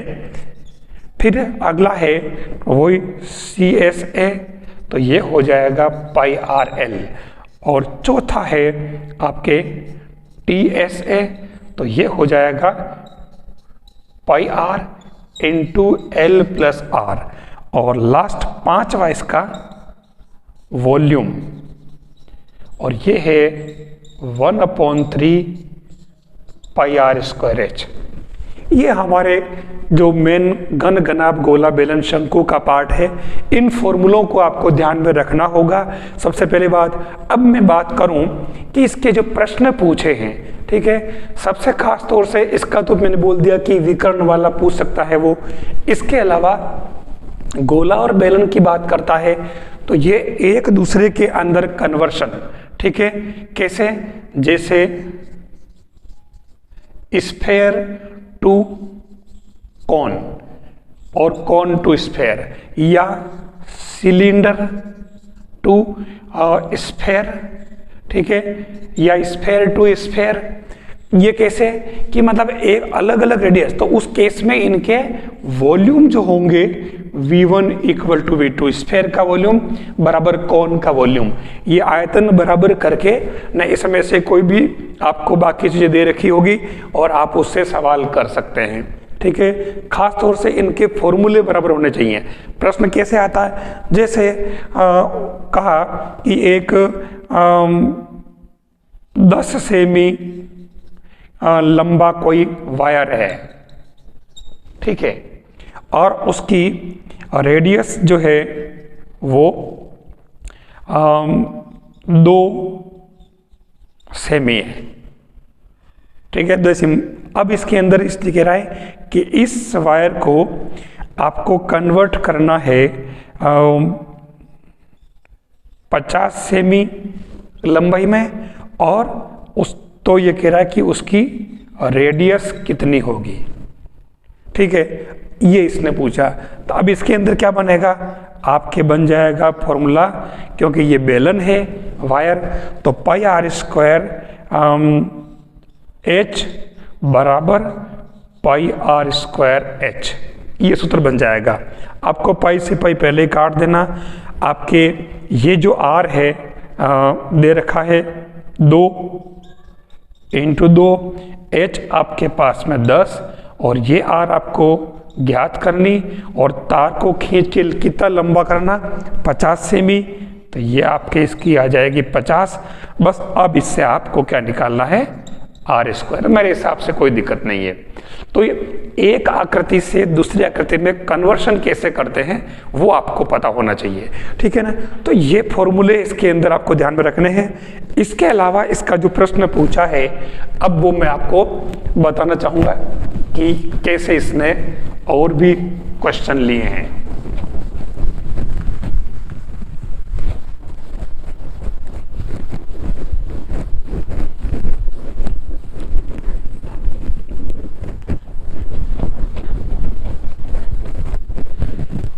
उसने क्या किया, सबसे खास बात इसने ये बेलन और शंकु पर प्रश्न बनाया। इसने कहा कि एक त्रिभुज है, समबाहु त्रिभुज, इसने कहा कि समबाहु त्रिभुज है, ध्यान देना, और समबाहु त्रिभुज को किसी एक भुजा के सापेक्ष रोटेट कराया गया, मतलब रिवॉल्व कराया गया, ठीक है। तो जो ठोस आकृति बनती है उसका आयतन कितना होगा, ये पूछा इसने। तो समबाहु त्रिभुज को अगर रोटेट कराओगे तो कैसी आकृति बनेगी, मैंने पहले भी बताया आपको। ये इस तरीके से, ये पॉइंट जो है इधर आ जाएगा ए डैश पर, ठीक है, ये ऐसे आ जाएगा। अब आप क्या करें कि आप अगर ध्यान से देखें तो यहां पर क्या बन गया, एक तरह से 2 शंकु बन गए, 2 इंटू वॉल्यूम ऑफ कॉन। ठीक है, आपके पास ये भुजा दे रखी है उसने, जैसे कोई भी दे दी, मान लो इस ये 6 सेमी 6 सेमी, तो आपकी ये 3 3 हो जाएगी। ठीक है, अब आपको जो जरूरत पड़ेगी किसकी पड़ेगी, इस रेडियस की आर की। तो जब ये 6 सेमी ये 3 सेमी, तो आप रेडियस पाइथागोरस प्रमेय से निकाल सकते हो, है ना। तो ये इससे आपके उसका आयतन आ जाएगा। पहली बात तो ये है। दूसरा जो प्रश्न पूछा इसने वो ये पूछा है कि एक आयत है ये इस तरीके से, ठीक है, और इसको इसकी लंबाई के एलोंग रोटेट कराया गया। तो लंबाई के एलोंग रोटेट कराएगा तो ये क्या बन जाएगा, सेम ऐसे ही आपके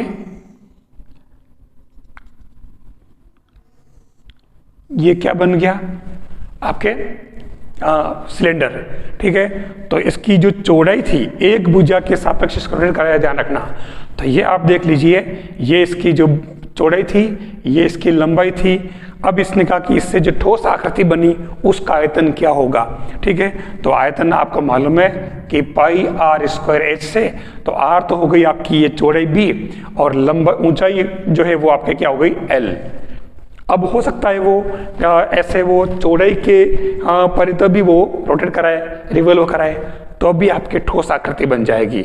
ठीक है ना। तो ये इस तरीके से आप इसको दो जो ठोस आकृति कैसे बनती है। अब ये कोई जरूरी नहीं कि ये इसके लिए इसका है, ठोस आकृति वो किसी की भी बना सकता है। तो हमें कहीं ना कहीं करना इसी रूप में है, इन्हीं फॉर्मूलों को यूज करना है। ये इसके अंदर घन घनाभ गोला बेलन शंकु के जो है सवाल बनते हैं। एक बात और बता दूं मैंने, क्योंकि इसके अंदर जैसे ये शंकु है, अब शंकु का सवाल है, शंकु का भी सवाल पूछा इसके अंदर।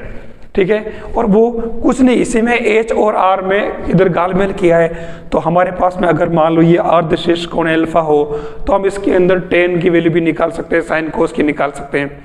इसमें ऐसे प्रश्न पूछे गए हैं, तो इनको आपस में सेट करके और अपने को 10th की बेसिक चीजें जो है हमें यूज करनी, और उनके बेस पे अपन इनके सवाल आराम से कर लेंगे।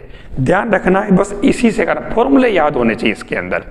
मैं ये कह रहा था कि शंकु का सवाल जब आता है, मैं अक्सर आपसे कहता हूं, एक तो इसके अंदर मैंने कहा था कि पाइथागोरियन ट्रिपलेट याद रखें आप, 3 4 5 6 8 10 5 12 13 और 7 24 25। मैं आपको बता दूं कि ये पाइथागोरियन ट्रिपलेट ऐसे हैं, आप जानते होंगे ना, 3 square plus 4 square equal to 5। यानी कि अगर मान लो कोई शंकु है और इसके अंदर इसने दिया कि शंकु की ऊंचाई मान लो आपके 24 सेमी है, ठीक है, और इसकी ढालू लंबाई अगर 25 है, तो शंकु की त्रिज्या की जरूरत पड़ेगी।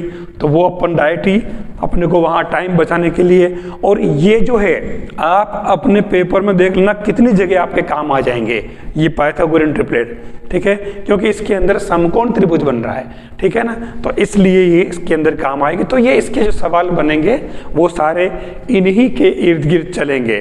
ठीक है, बस ये आपका एक पोर्शन हो गया। अब मैं चलता हूं नेक्स्ट पार्ट में।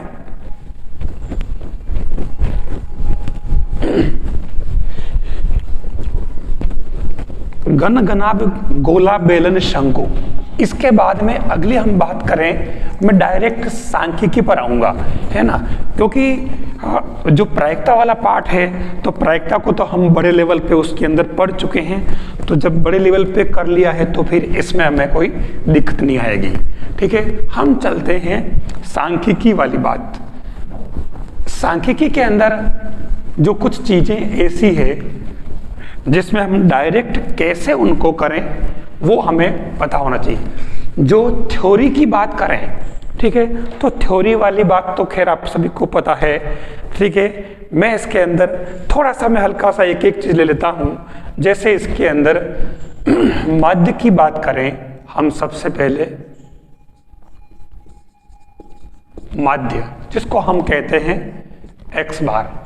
ठीक है, हमारे पास माध्य के जो फॉर्मूले बनेंगे, ध्यान रखना, x bar equal to sigma x बटा n।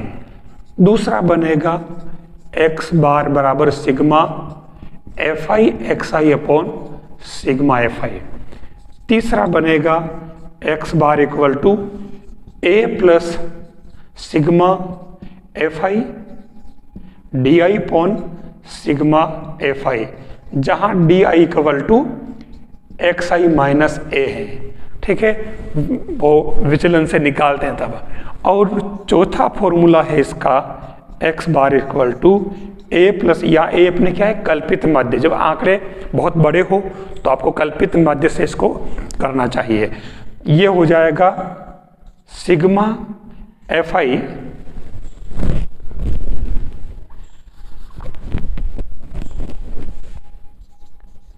Sigma f I you I upon sigma f I into H. सबसे इजी तरीका ये है, सबसे इजी। जब डाटा बहुत बड़े हों और वर्गीकृत हो तब इसको काम में लेते हैं। यू आई में क्या फर्क पड़ता है, x i minus A upon H कर लेते हैं। ठीक है, तो ये इसके अंदर माध्य वाले फॉर्मूले काम आएंगे, सबसे खास बात। फिर मैं दूसरी बात करूं बहुलक की। बहुलक जिसको हम जेड से लिखते हैं। ठीक है, तो बहुलक के लिए आपके पास में जो फॉर्मूला है सीधा सीधा मैं एक ही लिख लेता हूं जो वर्गीकृत के लिए काम आता है, और वो है जेड बराबर l plus F one minus F zero upon two F one minus F two minus F zero into H. इस फॉर्मूले को कैसे यूज करते हैं वही मैं आपको बता रहा हूं। ठीक है, फिर तीसरा है माध्यक या माध्यिका, जिसको हम एम से लिखते हैं। ठीक है ना, और वो है आपके एम बराबर l plus n by two minus c f upon f into h. ये फॉर्मूले आपको यूज करने हैं। ठीक है, अब इसके अंदर हम बात करें माध्य की। मेरे हिसाब से माध्य निकालने में आपको कोई दिक्कत नहीं है। ठीक है, फॉर्मूलों को थोड़ा ऑब्जर्व ठीक से कर लेना। इसके अंदर मैं सबसे पहली बात करूं मैं बहुलक की। ठीक है, हमारे पास आंकड़े दे रखे हैं जैसे 3, 4, 5, 7, 7, 6, 7, 8, 9। आपको इसका बहुलक निकालना जेड है। तो बहुलक के लिए सीधी सीधी बात, जो आंकड़ा सबसे ज्यादा बार जिसकी बारंबारता है वो आपके बहुलक हो जाएगा। ठीक है, दूसरी बात, अब की बार इसमें क्या कर रही है, एक्स और एफ 3, 4, 5, 6, 7, और ये है मैं 8, 7, 9, 12 और 5। जब ऐसे आंकड़े हो तब बहुलक कैसे निकालते हैं, तो इसके लिए आपके बहुलक जेड इक्वल टू, देखते ही आंसर है वो क्या हो जाएगा। देखो सबसे ज्यादा 12 है, यानी कि 6 की बारंबारता सबसे ज्यादा है, मतलब आपका बहुलक क्या हो गया, ये 6, तो जेड इक्वल टू 6 हो जाएगा। ठीक है ना, तो आप जानते हैं बात, मैं भी मेन बात पे आ रहा हूं। ठीक है, फिर बात करें हम तीसरा। ठीक है, तीसरे में जब आंकड़े दे रखे होते हैं 0 से 10, 10 से 20, 20 से 30, 30 से 40, 40 से 50, और ये तो है वर्ग हो गया आपके, और बारंबारता हो गई आपके 3, 4, 7, 2 और 1, ऐसे होते हैं। तो इसके अंदर आपको जब वर्गीकृत हो तब आपको बहुलक का ये लगाना है, और स्टार्टिंग कहाँ से करनी है, सबसे अधिक बारंबारता किसकी है, ये वाली, यानी 7, तो हमारा बहुलक वर्ग हो गया ये। अब हमारे पास में जैसे बहुलक वर्ग मिल गया तो ये बहुलक वर्ग से जो पद आएगा वो F1 आएगा सूत्र में। ठीक है, सबसे पहले आप F0, F1, F2 देखें तो शुरुआत आप F1 से करेंगे। सबसे अधिक बारंबारता 7, ये F1, तो इसके पहले वाला ये F0 और ये आपके F2। ठीक है, और मतलब इसमें, और फिर ये आपकी जो है वो क्या आया, L, लोअर लिमिट। अब इसके अंदर क्या बचा h, तो h आपके पास 10-10 का अंतर है, तो मेरे हिसाब से अब इसके अंदर जब F0 F1 F2 L हो गया और h आ गया तो इसमें रख करके हल करने में कोई देर नहीं लगेगी। ठीक है, मैं इसको हल करना नहीं बता रहा हूं। अब बात करूं कि बहुलक का प्रश्न बना है तो कैसे बना है। जैसे एक प्रश्न बना है, वो डायरेक्ट प्रश्न बना है कि मौसम का पूर्वानुमान लगाने में किस केंद्रीय प्रवृत्ति के माप का उपयोग किया जाता है, तो ये इसके अंदर बहुलक। इसके अंदर अलावा मार्केट में जैसे कपड़े के व्यापारी वगैरह ये हैं, तो ये सभी इसके अंदर बहुलक का ही यूज करते हैं। अब हम बात करें माध्यक की। ठीक है, मैं आंकड़े यही रख रहा हूं। ठीक है, माध्यक की बात करें तो क्योंकि तीनों ही के लिए 3 तरह के आंकड़े होते हैं, माध्य, माध्यिका और बहुलक के लिए। सबसे पहले अगर आंकड़े इस रूप में है और इसका अगर आपको माध्यक निकालना है, आप कैसे निकालते हैं? अरे कुछ नहीं है, इसको आप आरोही क्रम में लिख दें फटाफट। 3 4 5 5 5 एक बार ये ना, तो ये 6 7 7 7 8 9 आरोही क्रम में लिख दिया। कोई बस नहीं जाए, ध्यान रख लेना। एक इधर से उड़ाया, एक इधर से उड़ाया, फिर एक इधर से उड़ाया, एक इधर से उड़ाया, एक इधर से उड़ाया, एक इधर से उड़ाया, एक इधर से उड़ाया, एक इधर से, बीच में कौन बचा? 7। लीजिए, ये आपके 7 माध्यक। ठीक है, आरोही लिखो, भले अवरोही में लिखो, और एक एक दो ही तरफ से उड़ाते जाओ, लास्ट में जो डिजिट बचता है वो माध्यक। अब आपका प्रश्न, सर 2 बचेंगे। अरे 2 बचे तो दोनों को जोड़ के आधा कर लेना। ठीक है ना, सम होंगे तो 2 बचेंगे डिजिट, और विषम होंगे तो 1 बचेगा। तो 1 अगर है बीच में तो वो आपका माध्यक हो जाएगा।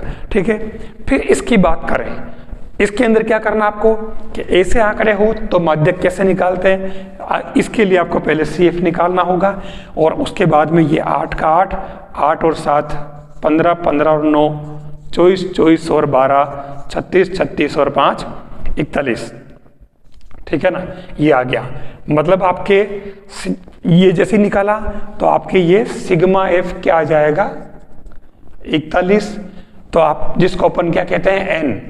ठीक है, यानी कि N/2 से ठीक बड़ा या बड़ी टर्म कौन सी है?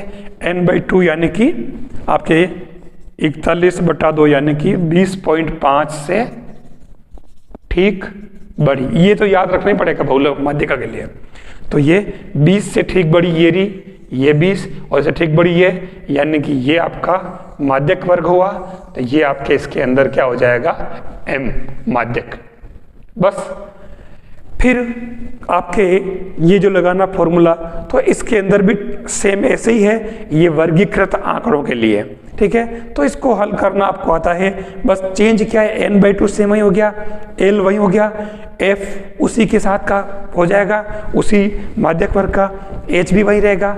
फर्क ये कि CF जो है वो ठीक पूर्व वर्ग की संचयी बारंबारता, उस वर्ग का, माध्यक वर्ग का नहीं है। ये कम्युलेटिव फ्रीक्वेंसी जो है ना, संचय बारंबारता CF, ये आपको ठीक पूर्व वर्ग की CF लेनी है, ध्यान रखना। ठीक है, तो मैं इसको ज़्यादा डिटेल नहीं करूँगा, ये आप कर लेंगे।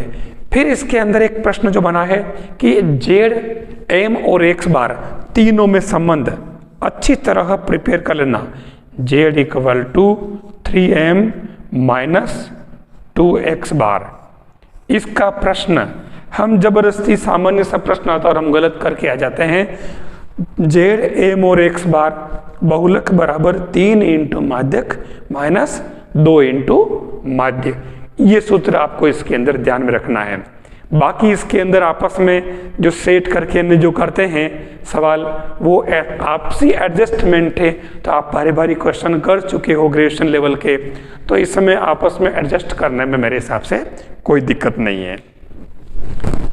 तो ये आपको सांख्यिकी वाला पोर्शन जो आपको इसमें से ये प्रिपेयर करना है, जिसके अंदर छोटी मोटी चीज़ें, आयत चित्र वगैरह है, ठीक है ना, इनके बारे में थोड़ा सा ठीक से पढ़ लेना है। जैसे माध्यिका बनती है तो माध्यिका किससे बनती है ना, किस ग्राफ से बनती है। तो ये कुछ जनरल चीज़ें जो मैं रीट के अंदर भी आपको करा चुका हूँ काफ़ी, आप उससे भी देख सकते हैं इसके वीडियो। अब इसके अंदर कौन सा पार्ट बचा, याद कीजिए। एक इम्पोर्टेंट पार्ट जो शुरुआत में रह गया, मैं शुरू में याद नहीं रहा, तो आप बताएं कौन सा बाकी रह गया, जिससे तो क्वेश्चन हर पेपर में बना ही है और सबसे इजी से भी इजी प्रश्न बना उससे। क्या बना, याद आया? ये वाला दो चरों वाले रैखिक समीकरण। ठीक है, दो चरों वाले रैखिक समीकरण मतलब मैं ज्यादा लिखूंगा नहीं, a1x b1y प्लस c1 बराबर 0, a2x plus b2y plus c2 बराबर 0। ये दोनों ही एक तरह से लीनियर इक्वेशन है, रैखिक समीकरण है दो चरों वाले। इससे आपको जो ध्यान रखना, तीन कंडीशन बनती है। एक तो बनती है a1 अपॉन, देखिए मैं एक बार सभी को ऐसे लिख देता हूं, a1 अपॉन, क्षमा करें, b1 है ना, a2 अपॉन b2 क्या रह गया, देखिए थोड़ा लिखने में मिस्टेक हो गई है, क्षमा करें, पहले वाला ही सही था, मतलब इनके गुणा के x और x के, तो ये हो जाएगा a1 upon a2 b1 upon b2 c1 upon c2। दूसरे अंत में फिर मैं यही लिख रहा हूं, c1 अपॉन c2, और तीसरा है a1 upon a2 b1 upon b2 c1 upon c2। मैंने तीनों सेम लिख दिए। देखिए मैं सबसे पहली बात करूं, ये मैं इसको नॉट इक्वल कर दूं, ठीक है ना। तो इसके अंदर जैसे ही मैंने इसको नॉट इक्वल किया, तो उस केस में हमारे पास में हमारी जो दोनों रेखाएं होगी वो एक दूसरे को इंटरसेक्ट करेगी, प्रतिच्छेदी होगी, और वो संगत हल कहलाता है। ठीक है, और इसका केवल एक यूनिक सॉल्यूशन होगा ये, ठीक है, अद्वितीय हल या यूनिक सॉल्यूशन। दूसरी कंडीशन में मैं इसको काट देता हूं। इसको काटने का मतलब क्या हुआ, रेखाएं एक दूसरे के समांतर हो गई, ठीक है, और समांतर हो गई, इसका मतलब इसका कोई सॉल्यूशन नहीं, नो सॉल्यूशन। ठीक है, क्यों? ये एक जगह मिल रही है, ये दोनों समांतर है, कहीं मिल ही नहीं रही। जब मिल ही नहीं रही तो फिर सॉल्यूशन कहां से होगा, इसमें कंफ्यूजन हो जाता है, इसलिए बता रहा हूं मैं आपको, ठीक है ना। बहुत सारे बोलते हैं कि इसमें कंफ्यूजन रहता है, तो ये इसको इक्वल कर दिया। और वैसे भी आपको पता है कि ये स्ट्रक्चर, आपने तो सरल रेखा वाला बड़ा पार्ट 11th-12th का और ग्रेजुएशन लेवल का पढ़ रखा है, स्ट्रेट लाइन का, तो मालूम है कि आपका ये वाला स्ट्रक्चर जब सेम होता है तो रेखाएं समांतर होती है, केवल एक कांस्टेंट का ही तो फर्क होता है, मैंने बताया आपको, है ना। फिर बात आती है तीसरा, इसके अंदर अगर ये तीनों इक्वल हो जाए, तीनों इक्वल हो जाए, तो ये आपकी एक लाइन और दूसरी लाइन इसी के ऊपर, ठीक है, तो ये भी आपके, ये नो सॉल्यूशन, ये असंगत कहलाएगा, ये संगत कहलाएगा, कंसिस्टेंट, और ये भी कंसिस्टेंट कहलाएगा, और इसमें अपरिमित रूप से अनंत हल होंगे इसके, क्योंकि दोनों रेखाएं एक दूसरे के ऊपर है, तो अनंत बिंदुओं पर ये मिल रही है, तो इसलिए इसके अनंत हल हो जाएंगे। इसमें एक जगह मिल रही एक हल, यूनिक सॉल्यूशन। ये पैटर्न आपको ध्यान रखना है। फिर उसके अंदर वो प्रश्न पूछता है, अब वो उसने जो प्रश्न पूछा हुआ है कि जैसे 2x प्लस 3y बराबर 6, ठीक है, और दूसरा पूछा है कि -3x प्लस 2y बराबर 7। ध्यान से देखो, ये पहला वाली कंडीशन ही है हमारे, तो इस कारण से ये दोनों इंटरसेक्ट करेगी और इसका यूनिक सॉल्यूशन होगा। लेकिन अगर उसने कर दिया ये पहली कंडीशन, मैं दूसरी बात करूं तो जैसे 3x प्लस 4y बराबर 6, और ये आपके जैसे 21x प्लस 12y और ये आपके ये वाला अलग है, कोई दिक्कत नहीं, यहाँ कुछ भी ले लो। तो आप देख लो कि ये पोर्शन आपका सेम है, आप इसमें से कॉमन लेकर के न उधर भेज दो, तो ये आपकी कंडीशन बन जाएगी, मतलब रेखाएं क्या हो गई, समांतर। हर पेपर में इसका सवाल पूछा है, आप लापरवाही नहीं करेंगे, ये ध्यान रखना। इसी बेस पे मतलब प्रश्न पूछता है कि के किस मान के लिए इसके अपरिमित रूप से अनंत हल होंगे, या हलों की संख्या कितनी होगी, या कौन सा इसका एक हल होगा, के किस मान के लिए होगा, ऐसे प्रश्न बनते हैं। ठीक है। और तीसरे वाले में तो आप डायरेक्ट कर लें, जैसे लिख दिया मैंने 3x 4y 6, तो ये लिख देता हूँ मैं 6x 8y और ये 12। देख लीजिए दोनों सेम ही तो लाइन है, और इसलिए ये एक दूसरे के समपाती है, कोइंसाइड है, तो इसके अनंत हल हो जाएंगे।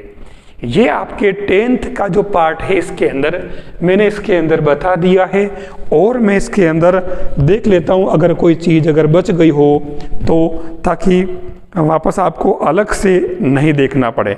मेरे हिसाब से इसके अंदर मैं सारी चीज़ें ले चुका हूँ, केवल मैंने त्रिकोणमिति वाले पार्ट को छोड़ा है क्योंकि वो अपन बड़े लेवल पे उसमें पहले ही कर चुके हैं। इसके अंदर और ऐसी कोई चीज़ नहीं बची है। ठीक है, दोनों ही बुक देख लेते हैं। मेरे हिसाब से वैसे कुछ बचा नहीं है। हाँ, एक चीज़ इसके अंदर बची है, देखिए, जिसका इसने प्रश्न पूछा है।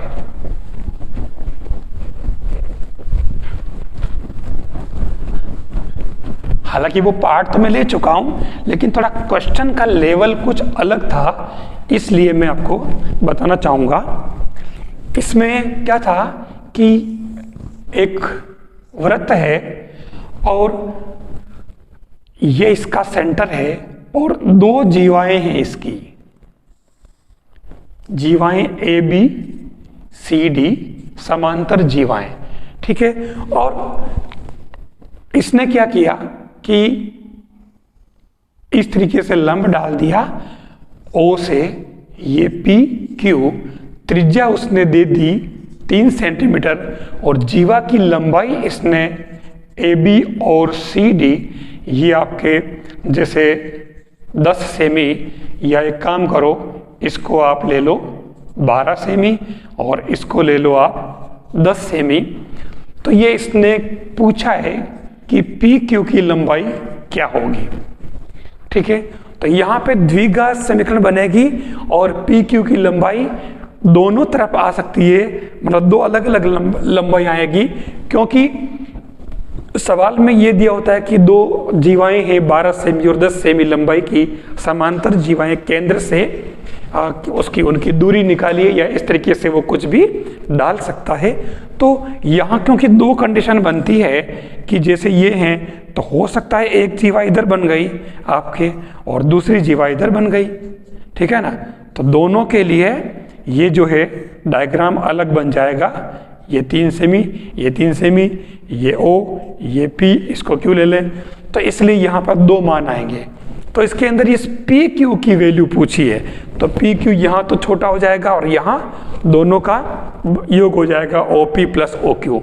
तो ये भी एक पैटर्न है जो आपको ध्यान रखना होगा, तरीका आपके दिमाग में इसके अंदर आराम से आ रहा है। ऐसा इस पर सवाल पूछा गया है। तो ये इसके अंदर 10th का जो पार्ट है मैंने एकदम ब्रीफ के अंदर आपको बताया। मैं आपको बताना चाहूँगा कि 10th का जो पार्ट है इस बुक से, ये आपके पास जो दो बुक्स मैंने आपको बताई है, ये दोनों ही इन बुक्स से इसने लगभग 10 क्वेश्चन के आसपास इसने पूछे, मैंने हर पेपर में देखे हैं।